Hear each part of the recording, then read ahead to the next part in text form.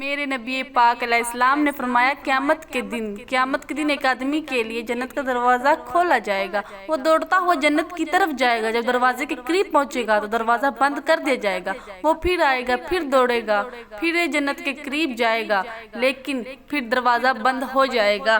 फिर मायूस होके आएगा, फिर कहा जाएगा वापस जा, खुल गया दरवाज़ा। कई बार आएगा, कई बार जाएगा, रोएगा, तड़पेगा, परेशान होगा। फरिश्ते से कहेगा ये मेरे साथ क्या हो रहा है? तो फरिश्ता कहेगा वही हो रहा है जो दुनिया में अल्लाह के बंदों के साथ करता था। तू लोगों के मजाक उड़ाता था, लोगों के मजाक उड़ाता था, बूढ़ों का मजाक उड़ाता था, बीमारों का मजाक उड़ाता था, गरीबों का मजाक उड़ाता था। वो समझदार है। मेरे नबी करीम सल्लल्लाहु अलैहि वसल्लम ने फरमाया रब करीम के फरिश्ते कहेंगे तू बंदों के साथ ऐसा करता था, आज तेरे साथ ऐसा हुआ। अब मेरे भाइयों बहुत ज्यादा नहीं करते लोग मजाक, आज हम बहुत ज्यादा जुल्म नहीं करते, तकलीफ नहीं